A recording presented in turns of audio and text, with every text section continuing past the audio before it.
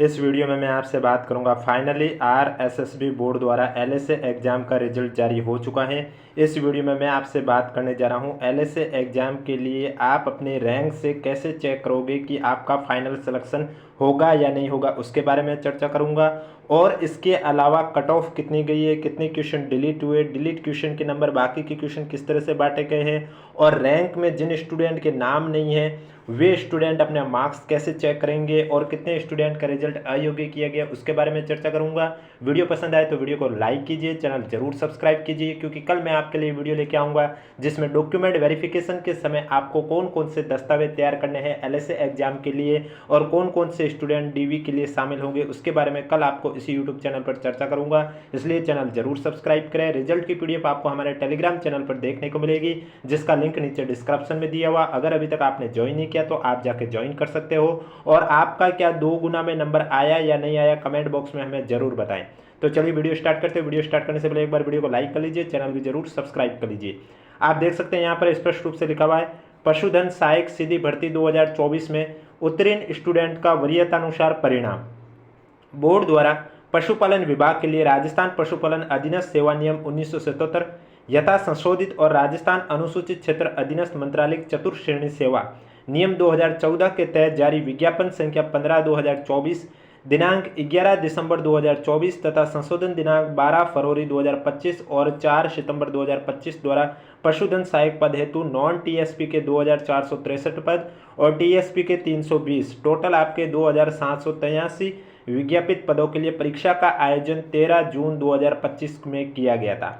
आप सभी को मालूम है एलएसए एग्जाम 13 जून को आयोजित किया गया, और ये भी आपको मालूम है इस भर्ती परीक्षा में टोटल आपके 2783 पद है, जिसमें से नॉन टीएसपी की बात करें तो 2463 पद है और टीएसपी की बात करें 320 पद है। अब कुछ स्टूडेंट को ये भी डाउट आया होगा कि हमारे नंबर कट ऑफ से कम है फिर भी रैंक में हमारा नाम कैसे है, तो उसके बारे में भी चर्चा करूंगा। लेकिन फिलहाल पहले मैं आपको बताने जा रहा हूँ कितने क्वेश्चन डिलीट हुए। तो आप देख सकते हैं इसमें आपके एक तो जीके जीएस वाला पार्ट था एलएसए एग्जाम में, और एक आपका सब्जेक्टिव पार्ट था। तो जो जीके जीएस वाला पार्ट था वहां से एक भी क्वेश्चन डिलीट नहीं हुआ, यानी कि डिलीट क्वेश्चन की संख्या 0 है। और जो आपका सब्जेक्टिव पार्ट था उसमें आपके 2 क्वेश्चन डिलीट हुए। तो अब सवाल ये खड़ा होता है कि ये 2 क्वेश्चन जो डिलीट हुए इसके नंबर कहाँ गए, क्या बोनस मिले हैं या बाकी के क्वेश्चन में बराबर रूप से बांट दिए गए। तो मैं आपको बता देता हूँ जो 2 क्वेश्चन डिलीट हुए इसके नंबर बाकी के क्वेश्चन के साथ बराबर रूप से बांट दिए गए। वो कैसे बांटे गए उसके बारे में भी इसी वीडियो में चर्चा करूंगा, इसलिए वीडियो को बिना स्किप किए कंप्लीट देखें। अब आपके पास पेपर है, उसमें से कौन से 2 क्वेश्चन डिलीट हुए उसके लिए आपको क्या करना होगा। आपको मालूम है एक पेपर के 12 सेट होते हैं। तो अब आपको अपने पेपर की सीरीज देखनी है, उसके ऊपर जैसे यहाँ टेलीफोन दे रखा है, कहीं पर साइकिल दे रखा है, उसी में से आपको ये चेक करना है कि आपके पेपर के ऊपर में कौन सा चिन्ह बना हुआ है। क्या ट्राइंगल बना हुआ है, क्या घड़ी बनी हुई है, क्या साइकिल बनी हुई है, क्या पक्षी बना हुआ है, क्या प्लस बना हुआ है, वो कौन सा चिन्ह है। उस चिन्ह के सामने जो क्वेश्चन नंबर 2 दे रखे, जैसे यहाँ पर आप देख सकते हैं प्लस के सामने 40 126 दे रखा है, उसी तरह यहाँ दिल के सामने आप देख सकते हैं 5 और 85 दे रखा है। तो उसी तरह आपका जो चिन्ह है उसके सामने देखना, आपके पास जो पेपर है उस पेपर के ऊपर जो चिन्ह है उस चिन्ह के सामने आपको फिर यहाँ पर देखना है कि कौन से 2 क्वेश्चन डिलीट हुए, और वही आपके पेपर में से 2 क्वेश्चन है जो कि सब्जेक्टिव पार्ट से डिलीट हुए। अब इन 2 क्वेश्चन के नंबर किस तरह से बांटे गए उसके बारे में भी चर्चा करूंगा, लेकिन पहले आपको मैं बता देता हूँ इस एग्जाम के लिए कट ऑफ कितनी गई है। आपको मालूम है पेपर में 150 क्वेश्चन था और प्रत्येक क्वेश्चन 1 नंबर का था, पेपर भी आपका 150 नंबर का था। तो कट ऑफ कितनी गई है उसके बारे में चर्चा करते हैं। 2 गुना स्टूडेंट को जिसमें शॉर्ट लिस्ट किया गया है। तो सबसे पहले मैं जनरल कैटेगरी की बात करूं तो आप देख सकते हैं जनरल कैटेगरी में जो जनरल की कट ऑफ है वो 108.6395 गई है। फीमेल की बात करें तो 101.3129 गई है। विडो की बात करें तो 73.2721 गई है। डीआईवी की बात करें तो 60.2381 गई है। एक्स की बात करें तो 53.966 रही है। इसके बाद ईडब्ल्यूएस कैटेगरी में बात करें तो ईडब्ल्यूएस कैटेगरी में जनरल की कट ऑफ गई है 92.9932, फीमेल की कट ऑफ गई है 71.5238। इसके बाद एससी कैटेगरी की बात करें तो एससी कैटेगरी में आप देख सकते हैं जनरल की कट ऑफ गई है 93.4218, फीमेल की कट ऑफ गई है 75.2653। इसके बाद एसटी कैटेगरी की बात करें तो एसटी कैटेगरी में आप देख सकते हैं जनरल की कट ऑफ रही है 87.7347, फीमेल की कट ऑफ रही है 71.1224। इसके बाद आपकी आती है ओबीसी कैटेगरी। तो ओबीसी कैटेगरी में आप देख सकते हैं जनरल की कट ऑफ रही है 102.5714, फीमेल की कट ऑफ रही है 93.7551। इसके बाद एमबीसी कैटेगरी की बात करें तो एमबीसी कैटेगरी में आप देख सकते हैं जनरल की कट ऑफ रही है 100.9048, फीमेल की कट ऑफ रही है 82.7143। शहरिया की यहाँ पर एनए है। बीएलबी की बात करें तो बीएलबी की आप देख सकते हैं कट ऑफ है 52.6939, एचआई की कट ऑफ है 52.5782, एलडीसीपी की कट ऑफ है 53.0136, एसपी की कट ऑफ है 66.2381। ये तो आपके नॉन टीएसपी की थी। अब बात करते हैं टीएसपी की। तो टीएसपी में जनरल कैटेगरी की बात करें तो आप देख सकते हैं जनरल कैटेगरी में जनरल की कट ऑफ रही है 86.0408, फीमेल कैटेगरी की बात करें तो 63.4626 कट ऑफ रही है। एससी कैटेगरी की बात करें तो एससी कैटेगरी में आप देख सकते हैं जनरल की जो कट ऑफ है वो रही है 64.2993, फीमेल की कट ऑफ रही है 62.7959। इसके बाद एसटी कैटेगरी की बात करें तो एसटी कैटेगरी में आप देख सकते हैं जनरल की कट ऑफ रही है 64.7007, फीमेल की कट ऑफ रही है 60.3401। इसके बाद आपके एलडीसीपी में बात करें तो आप देख सकते हैं एलडीसीपी की कट ऑफ रही है 58.3401, एसपी की कट ऑफ रही है 86.0408। तो ये तो आपको मैंने बात की है नॉन टीएसपी और टीएसपी की कट ऑफ। अब जिन स्टूडेंट का रैंक में नाम नहीं है वे स्टूडेंट अपने मार्क्स कैसे चेक करेंगे, तो उसके लिए आप देख सकते हैं ये फॉर्मूला है total marks of a candidate, यानी कि जो आपके मार्क्स है वो इसी फॉर्मूले से निकाले गए हैं। RQ इंटू के एफ माइनस WQ इंटू के F upon 3 minus maximum marks into not attempt question upon total number of question into 3। RQ का अर्थ होता है राइट क्वेश्चन, यानी कि आपने पेपर में 150 में से कितने क्वेश्चन सही किए। KF यानी की फैक्टर, जिसका एक अलग से फॉर्मूला होता है। की फैक्टर का फॉर्मूला है maximum marks upon total number of question into total number of question upon number of valid question. इसके बाद आप देख सकते हैं WQ का अर्थ होता है रॉन्ग क्वेश्चन। और फिर ये पार्ट आप देख सकते हैं, ये पार्ट जिन्होंने यानी कि किसी भी ऐसा कोई क्वेश्चन जिसमें एक भी गोला नहीं भरा हो, उस कंडीशन पर आपको ये फॉर्मूला भी उपयोग में लेना होता है। अगर आपको लगता है कि आपने 150 के 150 क्वेश्चन में गोले भरे हैं तो आपको फिर ये पार्ट सॉल्व करने की ज़रूरत नहीं, इतना ही पार्ट सॉल्व करना है। अब ये कैसे सॉल्व किया जाता है, तो उसके लिए सबसे पहले आपको की फैक्टर की वैल्यू निकालनी होगी, क्योंकि आपको मालूम है पेपर में 2 क्वेश्चन डिलीट हुए। अब 2 क्वेश्चन डिलीट हो चुके तो उसके क्वेश्चन के जो नंबर है वो बाकी के साथ किस तरह से बांटे गए हैं, इस वजह से की फैक्टर फॉर्मूला आपको लगाना होता है। तो यहाँ फॉर्मूला है मैक्सिमम मार्क्स, यानी कि पेपर आपके कितने नंबर का था 150 का, तो आप लिखोगे 150 upon total number of question, total question 150 थे, आप लिखोगे 150 into total number of question, आपने लिखा 150, नंबर ऑफ वैलिड क्वेश्चन, यानी कि आपके कितने क्वेश्चन वैलिड है वो आपको लिखना है। अब आपको मालूम है 2 क्वेश्चन डिलीट हुए, पीछे बचे 148, तो अब ये कट जाएगा। 150 में 148 को जब हम सॉल्व करेंगे तो जो वैल्यू आएगी वही आपकी की फैक्टर की वैल्यू होगी। तो आपकी जो वैल्यू आएगी वो 1.01 के समथिंग कुछ आएगी। तो यानी पॉइंट के बाद जो वैल्यू है ये वही 2 क्वेश्चन डिलीट हुए, उनके क्वेश्चन बाकी के क्वेश्चन के साथ इस तरह से बराबर रूप से बांटे गए, यानी कि 0.01 कुछ समथिंग इस तरह से बांटे गए इसके मार्क्स। तो अब ये वैल्यू आपको यहाँ पर रखनी होगी। अब यानी कि जैसे कि कोई स्टूडेंट कह रहे कि मेरे 150 में से 100 क्वेश्चन राइट हुए, तो वो फिर जब सॉल्व करेगा तो लिखेगा 100 इंटू 1.01। फिर रॉन्ग क्वेश्चन वो कह रहा है अगर मैंने 18 क्वेश्चन गलत किए तो वो लिखेगा 18 इंटू 1.01 अपॉन 3।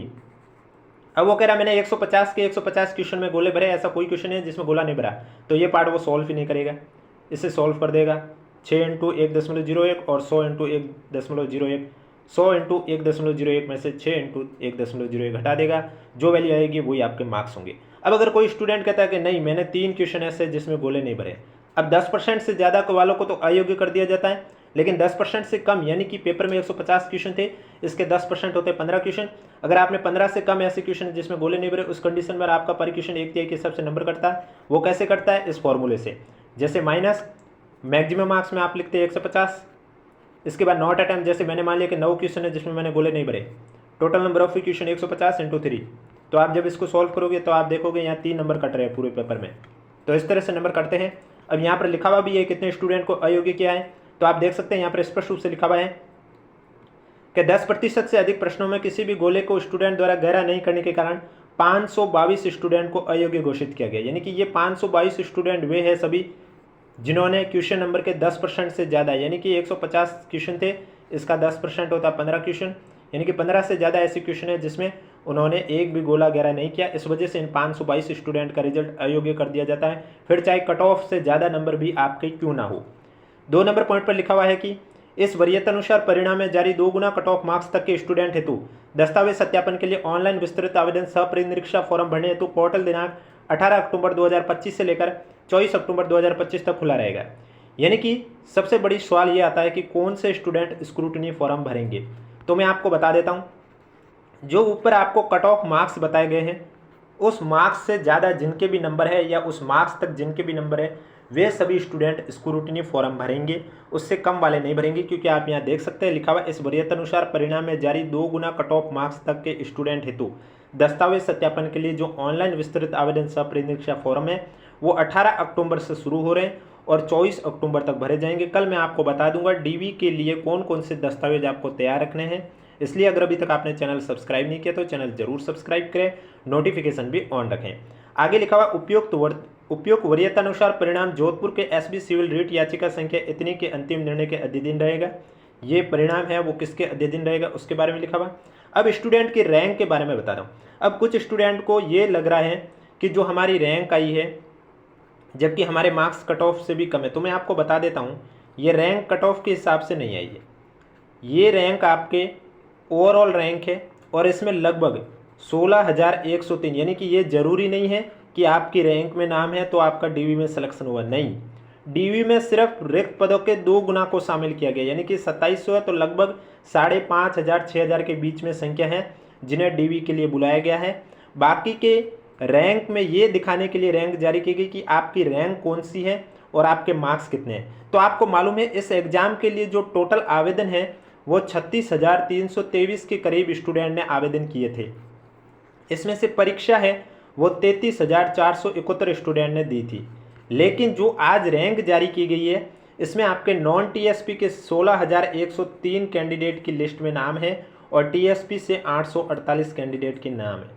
अब बाकी बचे स्टूडेंट अपने मार्क्स कैसे देखेंगे वो मैं आपको ऑलरेडी बता चुका हूँ, थोड़ी देर पहले ही आप वीडियो को वापस से देख सकते हैं। अब यहाँ पर आप देख सकते हैं रैंक में स्टूडेंट को अपनी रैंक ओवरऑल बताई जाती है, उनके मार्क्स बताए जाते हैं, रोल नंबर बताए जाते हैं, कैंडिडेट नाम, father's name, mother's name, gender और कैटेगरी बताई जाती है। अब रैंक से आप कैसे चेक करोगे कि आपका फाइनल सिलेक्शन होगा या नहीं होगा उसके बारे में बताने जा रहा हूँ। इसलिए एक बार वीडियो को लाइक जरूर कर लीजिए, चैनल भी जरूर सब्सक्राइब कर लीजिए, क्योंकि कल मैं आपके लिए डॉक्यूमेंट वेरिफिकेशन के लिए कौन कौन से दस्तावेज चाहिए उस पर भी वीडियो लेके आऊँगा। तो अब जैसे कि एक कैंडिडेट है, देखो सबसे पहले आपको पदों का वर्गीकरण पता होना चाहिए, जो 2700 के करीब पद है, कौन सी कैटेगरी में कितने पद। अब मैं एक आपको एग्जाम्पल के थ्रू समझाऊंगा जिससे कि आप आसानी से समझ सकते हो। जैसे कि आप देख सकते हैं एक स्टूडेंट है जिसकी रैंक आप मान के चलिए 200 रैंक वाले स्टूडेंट को ही हम लेते हैं, यानी कि ये स्टूडेंट है 200 रैंक इसकी है। अब ये स्टूडेंट 200 रैंक पर है। वैसे यहाँ जनरल के ज़्यादा पद है, वो कितने पद है वो तो मैंने देखा नहीं वर्गीकरण, लेकिन मैं आपको एग्जाम्पल के थ्रू समझा रहा हूँ कि एक कोई परीक्षा है उसमें अगर इतनी रैंक आ रही तो आप सेफ हो यानी फाइनल सिलेक्शन के लिए आपको कैसे चेक करना होगा। अब जैसे कि मैं मान लेता हूँ एग्जाम्पल के थ्रू कि आपके जनरल कैटेगरी में 150 पद थे और इस कैंडिडेट की रैंक है 200 और ये कैंडिडेट है ओबीसी कैटेगरी का। इसका मतलब जनरल में 150 रैंक तक वालों का सिलेक्शन होगा, उसके बाद वालों का जनरल से तो सिलेक्शन नहीं होगा, और उससे पहले वाला मैं 150 मात्र एग्जाम्पल के थ्रू समझाने के लिए लिया है नंबर 150। अब इससे पहले वाले चाहे वो बंदा यानी कि 150 से पहले वाला रैंक वाला चाहे एससी कैटेगरी का हो, चाहे एसटी कैटेगरी का हो, या ओबीसी कैटेगरी का हो, या ईडब्ल्यूएस कैटेगरी का हो, या फिर आपका एमबीसी कैटेगरी का हो, उसका सिलेक्शन जनरल कैटेगरी से हो चुका है। अब ये जो ओवरऑल में 200वीं रैंक वाला स्टूडेंट है ये ओबीसी कैटेगरी का है। अब इसको मालूम है कि 150 तक वाले तो जनरल से सेलेक्ट हुए हैं, तो मेरा सिलेक्शन मेरी कैटेगरी में कौन सा होगा।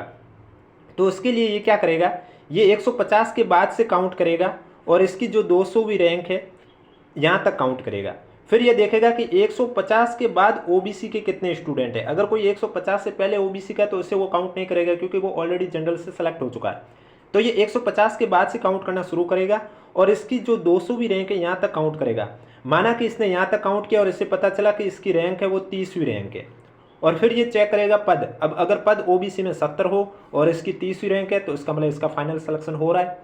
अब कितने पद है एलएसए में वो तो आपके 2,500 टोटल 2700 तक के करीब है, तो वो आप देख लीजिए। बाकी मैं आपको एग्जाम्पल के थ्रू समझा रहा था कि किस तरह से आप चेक कर सकते हैं कि आपका फाइनल सिलेक्शन होगा या नहीं होगा। आपकी कैटेगरी में कैसे चेक कर सकते हो, जनरल से कैसे चेक कर सकते हो। उम्मीद करता हूँ आपको समझ में आ गया होगा।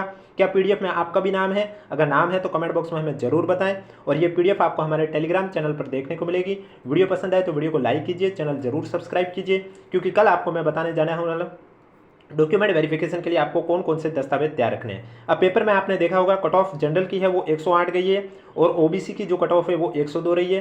पेपर 150 नंबर का था और इस परीक्षा के लिए टोटल आपके 522 के करीब स्टूडेंट को अयोग्य इसलिए किया गया है क्योंकि उन्होंने क्वेश्चन नंबर के 10% से ज़्यादा ऐसे क्वेश्चन हैं जिसमें गोला गहरा नहीं किया। और मैंने आपको पहले भी एग्जाम से पहले भी बताया है और हर बार मैं बताता हूँ कि अब आपको मालूम है एग्जाम में आपके 5 ऑप्शन होते हैं और अगर चाहे पेपर में नेगेटिव हो या नहीं हो, अगर क्वेश्चन का पेपर में नेगेटिव होती है तब क्वेश्चन का आंसर नहीं आता तो आप 5 ऑप्शन भर लीजिए, जिससे ना तो आपके नंबर कटेंगे नहीं आपका रिजल्ट रिजेक्ट होगा।